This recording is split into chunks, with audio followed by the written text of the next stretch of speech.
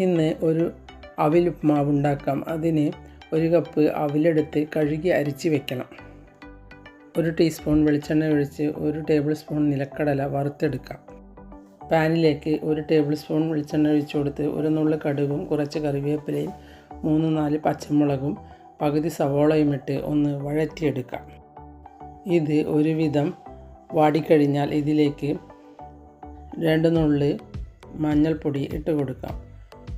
1 നുള്ള് കായപ്പൊടി കൂടി ഇട്ട് ഒന്ന് ഇളക്കിയെടുക്കാം. ഇനി ഇതിലേക്ക് ആവശ്യത്തിനുള്ള ഉപ്പിട്ട് കൊടുക്കാം. ഇനി കഴുകി അരിച്ച് വെച്ച അവിലിട്ട് കൊടുക്കാം. അവിൽ കുതിർന്നു കഴിഞ്ഞാൽ കൂടുതലായി ഉണ്ടാകും, അതുകൊണ്ട് നോക്കിയെടുക്കണം. ഇനി ഇതിലേക്ക് 1 പിടി തേങ്ങ ഇട്ട് കൊടുക്കാം. ഒന്ന് നല്ലതുപോലെ ഇളക്കിയെടുക്കാം. ഇനി ഇതിലേക്ക് വറുത്ത് വെച്ച നിലക്കടല ഇട്ട് കൊടുക്കാം.